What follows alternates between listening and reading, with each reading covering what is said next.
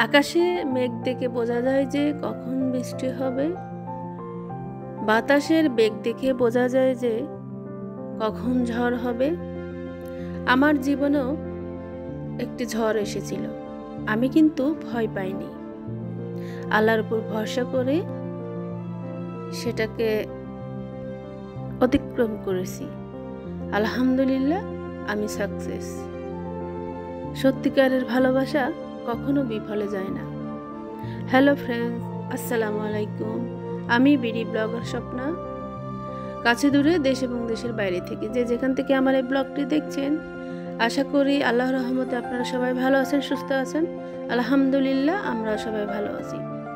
তো নতুন একটি ব্লগ শুরু করতে যাচ্ছি, আশা করি আপনাদের কাছে ভালো লাগবে। সকালবেলা রুটি বানিয়েছিলাম, ডিম পোস্ট করেছি, আর একটু সবজি আছে, আর চা তো থাকবেই, কারণ সকালবেলা চা না খেলে আসলে ভালোই লাগে না। তো যাই হোক, আলহামদুলিল্লাহ সকালবেলা নাস্তা সেরে নিয়েছি। আর এখানে দেখেন আমার বরমশাই গাছ গাড়ার জন্য প্রস্তুত নিচ্ছে। তো যাই হোক, আমরা নারীরা ঘর সাজাতে যেমন পছন্দ করি, ঘরের জন্য কেনাকাটা করতেও তেমন পছন্দ করি। আমি কিন্তু ব্যতিক্রম নয়। সবসময় মাথার মধ্যে ঘুরপাক খায় যে কোন জায়গাটা একটু নতুন করে সাজানো যায়। তো আসলে বেশ কয়দিন হলো আমি একটু আমার মনে একটা চাহিদা ছিল যে আমি আমার ডাইনিং টেবিলটাকে সুন্দর করে সাজাবো, আর সেটা থাকবে আড়ঙের কোনো জিনিস দিয়ে। তো আমি সুন্দর করে আগে টেবিলটাকে মুছে নিলাম। আর এই যে দেখেন, আমার এই শো পিস দুটা দেখতে না মাশাআল্লাহ ভীষণ সুন্দর, আমার খুবই প্রিয়। এই শো পিসগুলোর না অনেক বয়স, প্রায় এখন ধরেন 18 বছর হচ্ছে, এখনও কত সুন্দর না, ঝকঝকে তকতকে। এর কারণ কি জানেন? অবশ্যই যত্ন এবং পরিষ্কার রাখা। আমি নিজেকে কষ্ট দিই, কিন্তু আমি আমার সংসারের জিনিসের প্রতি কোনো অবহেলা করি না, কোনো অযত্ন করি না। ভালোবেসে আমি আমার সংসারের সমস্ত কাজকর্মগুলো করি, আর নিজের কাজ নিজে করার পছন্দ করি। চাইলে কিন্তু আমি কাজের মানুষও রাখতে পারি, কিন্তু না, আমার অন্যের কোনো কাজ আমার পছন্দ না। নিজের কাজ নিজে করতেই পছন্দ করি। এতে করে আমার কাছে আমার মনে হয় ভালোই লাগে। যাই হোক, টেবিলের উপরে যা যা দরকার, যেমন কাঠবাদাম, একটা টি পট থাকবে, টিস্যু থাকবে, আসলে যে জিনিসগুলো আমরা সবসময় ব্যবহার করি সেগুলোই কিন্তু আমি এখানে রাখি। ইদানিং আমি অনেক কিছুই ভুলে যাই, যেমন সকালবেলা ঘুম থেকে উঠে বাদাম খাওয়া, এটা কিন্তু ডাক্তার আমাকে বলেছে, তারপর আমি ভুলে যাই। সেই জন্য বাদামটা আমি সামনেই রাখলাম। রাতের বেলা পানির মধ্যে ভিজিয়ে রাখি, সকালে ঘুম থেকে উঠেই খাই। তো আমার এই সাজানোটা কেমন লেগেছে আপুরা একটু কমেন্ট করে জানাবেন তো প্লিজ। আর আমি যে ফুলের স্টিকটা দিয়ে সাজালাম, ওটা কিন্তু আমি রিসেন্টলি গতকাল যে গিয়েছিলাম শপিং করতে, সেটাই আমি নিয়েছিলাম। তো আপনাদের সঙ্গে শেয়ার করিনি, ভাবলাম যখন আমি আমার টেবিলটা সেট আপ করবো তখন আপনাদের সঙ্গে শেয়ার করব। কেমন হয়েছে বলেন তো? ফুলের স্টিকটা না খুবই ভালো লাগে আমার কাছে, মনে হয় যে একেবারে গোলাপ ফুল, বাস্তব রিয়েল মনে হয়। তো যাই হোক, আর এই যে টেবিলের উপর যে ম্যাটগুলো আমি সবসময় ব্যবহার করি, সেগুলোই রেখে দিলাম। তো আমি মনে করি ডাইনিং টেবিলে আমার যে শখের জিনিসগুলো সেগুলো দিয়ে আমি সাজাবো। আর সবসময় যেহেতু এখানে বসে খাওয়া দাওয়া করা হয়, সেজন্য এটাকে কিন্তু বেশি একটু অর্গানাইজ করে রাখার চেষ্টা করি। আর আমার মেয়ে আচার খুব লাইক করে, সেজন্য সবসময় আমি টেবিলের উপর রেখে দিই, যাতে ও হাতের নাগালে পেয়ে যায়, ওর যখন ইচ্ছে তখন খেয়ে নিতে পারে। তো এই বেতের ট্রেটা আর একটু বড় হলে ভালো হতো, আসলে দাম অনুযায়ী কিন্তু একেবারে ছোট হয়েছে। তারপরও করার কিছু নাই, কথাই বলে না যে যে জিনিস ভালো সেই জিনিসের দাম একটু বেশি। তো যাই হোক, দুইটাই কিন্তু আমার আড়ং থেকে নেওয়া। তো আমার অনেক দিনের একটি স্বপ্ন পূরণ হয়েছে আলহামদুলিল্লাহ। তো আমার কাছে তো বেশ ভালো লাগছে, জানি না আপনাদের কাছে কেমন লাগছে। তো আপনি কিন্তু চাইলে আপনার মূল্যবান মতামত কমেন্টের মাধ্যমে জানাতে পারেন। তো যেখান থেকে আমার এই ব্লগটি দেখছেন প্লিজ একটা লাইক দিয়ে ভিডিওটি কন্টিনিউ করে যাবেন। আর যদি বেশি ভালো লাগে লাইক কমেন্ট এবং শেয়ার করে দিবেন। আর যদি আপনার মনে হয় যে আমার চ্যানেলের মাধ্যমে এসে আপনার কোনো কিছু কাজে আসছে বা উপকার হচ্ছে, তাহলে আপনি চাইলে সাবস্ক্রাইব করে আমার সঙ্গে থেকে যেতে পারেন। আর অলরেডি এই কাজটি যারা করে দিয়েছেন তাদেরকে জানাই আমার মন প্রাণ থেকে অনেক অনেক ভালোবাসা এবং দোয়া। যাই হোক, গতকাল বিকালবেলা আমার বরমশাই যে সবজি পছন্দ করি, শুটকি পছন্দ করি, লাল আলু পছন্দ করি, সেগুলোই কিন্তু এনেছে। মাশাআল্লাহ, আলহামদুলিল্লাহ। তো এরকম শীতের নানা রকম সবজি দিয়ে যে কোনো মাছ, তারপর শুটকির তরকারি রান্না করলে না আমার কাছে ভীষণ মজা লাগে।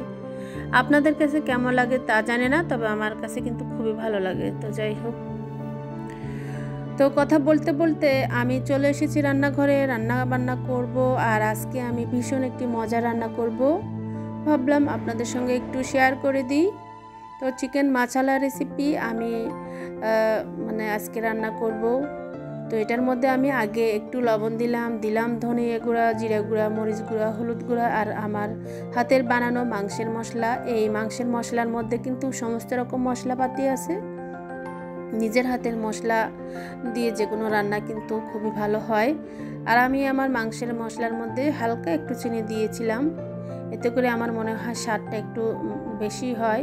আর টক দই দিয়ে ম্যারিনেট করে আমি মাংসগুলো এই যে ঢেকে রেখে দিলাম, এতে করে মশলাপাতি ভালোভাবে ঢুকলে একটু স্বাদটা বেশি হয়। আর এই যে টমেটোটা গরম পানির মধ্যে আমি ভিজিয়ে রাখবো, দেখবেন এভাবে রেখে দিলে হয় কি যে উপরে যে খোসা আছে সেটা ইজিলি উঠে নেওয়া যায়।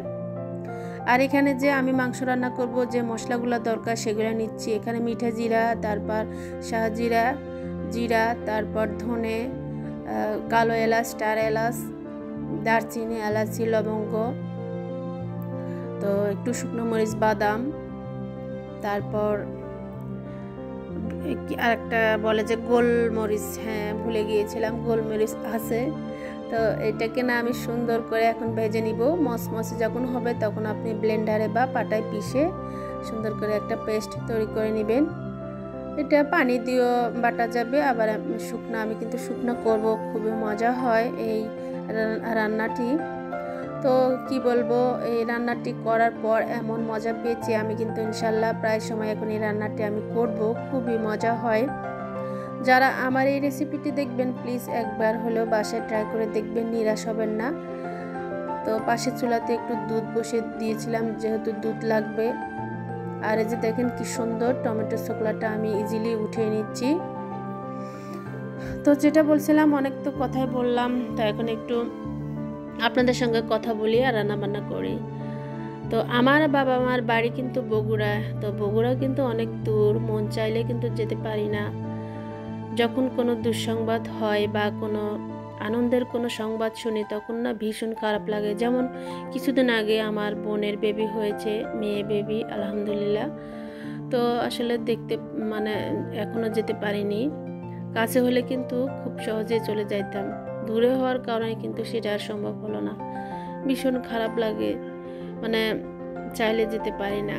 তো বাবা মা যে কী জিনিস সেটা যাদের নাই তারা আমরা বুঝি যে কত কষ্ট, যাদের আছে তাদের তো বড় আল্লাহর নেয়ামত। তো কথা বলতে বলতে আমি কিন্তু ওই যে সমস্ত মশলাপাতি এখানে অ্যাড করে দিয়েছি।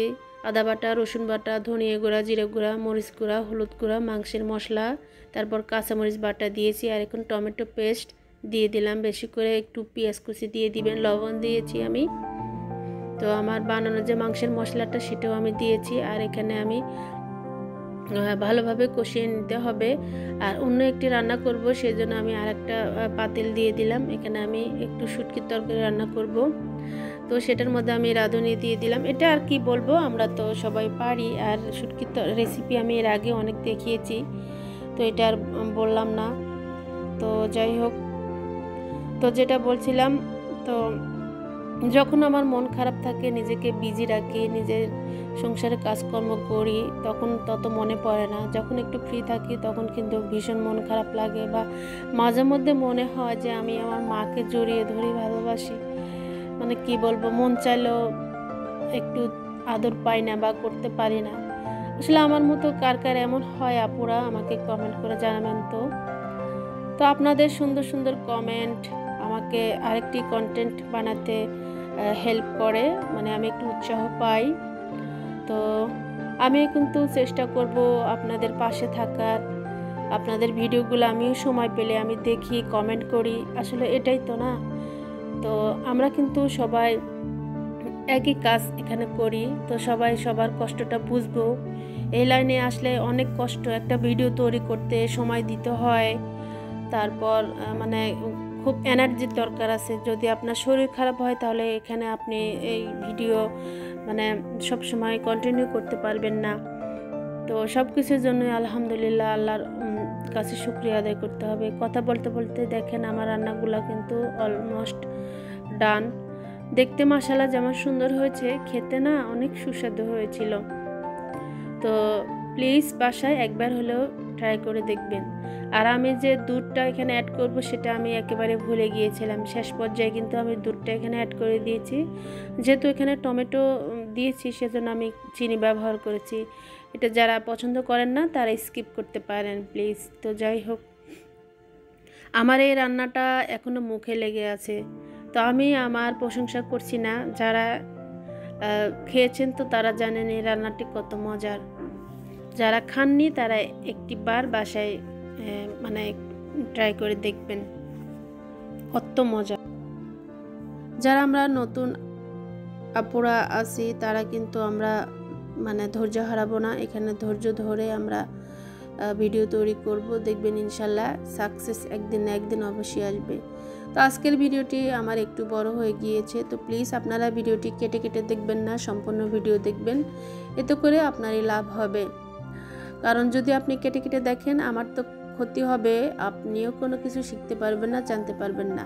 তো সময় করে বসে নিরালে তো আমার ভিডিওটি দেখবেন। তো আমি কিন্তু কারো ভিডিও টেনে টেনে দেখি না, যতটুকু দেখি পুরো ভিডিও দেখি, সুন্দর একটা লাইক করি, কমেন্ট করি। তো প্লিজ আপনারাও আমার পাশে থাকবেন, সুন্দর একটি কমেন্ট করবেন। তো যাই হোক, আপনাদেরকে যদি আমি খাওয়াতে পারতাম আমার কাছে না খুবই ভালো লাগতো আসলে। তো আমি আবার একটু সব শেষে দুধটা অ্যাড করে দেওয়ার পর আবার একটু আমি ঢেকে দিয়েছিলাম, যেহেতু ভুলে গিয়েছিলাম। আসলে এমনই হয়, আজকাল আমার কি হয়েছে জানি না, আমি কিন্তু একটু ভুলে বেশি যাই। তো আপনাদের সঙ্গে এরকম হয় কি না আপুরা একটু জানাবেন তো। আর রান্নাবান্না শুধু করলে হয় না, এরপরও অনেক কাজ থাকে। রান্নার পরে রান্নাঘর ক্লিন করা, তারপর আরও কত কিছু মানে ক্লিন করার জন্য বের হয়, যে থালা বাটি এগুলো ধুতে দিতে না অবস্থা খারাপ।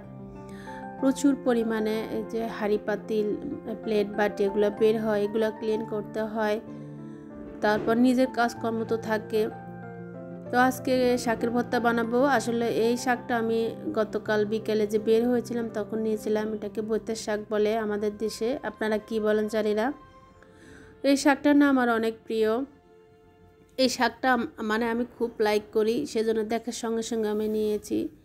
তো ভর্তা বানাবো আমি কিন্তু এই যে পেঁয়াজ রসুন তেলের মধ্যে ভেজে নিয়েছিলাম, আর এখানে শুকনো মরিচ কাঁচামরিচ দিয়েছি, ধনেপাতা বেশি করে দিয়েছি, সরিষার তেল বেশি করে দিব। আর আমি একটু কাঁচা রসুন ভর্তার মধ্যে দিতে লাইক করি, আমার কাছে খুবই ভালো লাগে কাঁচা রসুনের ফ্লেভার, কাঁচা পেঁয়াজ না। তো দেখেন কথা বলতে বলতে আলহামদুলিল্লাহ আমার রান্নাবান্না অলরেডি কমপ্লিট হয়ে গেছে, আর সব কিছু সুন্দর করে আমি টেবিলে সার্ভ করে দিয়েছি। তো ওরা এখন খেয়ে নেবে। তো আজকে ছিল শুক্রবার, তো নামাজ কালাম পড়ে তো খেয়ে নেবে। আমার বরমশাই কিন্তু খেয়ে নিচ্ছে, আমি ওকে সব কিছু দিয়ে দিয়েছি, বললাম যে দেখেন তো কেমন হয়েছে, বলে খুবই টেস্ট হয়েছে। ও এরকম খায় না, আসলে আমি একসঙ্গে কেন দিয়েছি জানেন তো, আমার বাচ্চারাও কিন্তু প্লেটের মধ্যে না দিলে শুধু এক তরকারি দিয়ে খেয়ে ওঠে, সেই জন্য দেওয়া। আমি কিন্তু এরকমই করি, ছোটোবেলা থেকে এই অভ্যেসটা আমি করেছি। ভিডিও শেষ পর্যায়ে চলে এসেছি, সবাই ভালো থাকবেন, সুস্থ থাকবেন, দেখা হবে, কথা হবে নেক্সট কোনো ভিডিওতে। তো আমার জন্য দোয়া করবেন, সবার জন্য রইল অনেক অনেক দোয়া এবং ভালোবাসা। এটা ছিল তো বিকেলবেলা আমি একটু লুডুস তৈরি করেছিলাম, তো সেগুলোই আমরা খেয়ে নেব। তো সবার সুস্থ কামনা করে আমি এই ভিডিওটি এখানেই রাখছি। আজকের মতো এ পর্যন্ত। আল্লাহ হাফেজ। আসসালামু আলাইকুম। Take care. Bye by.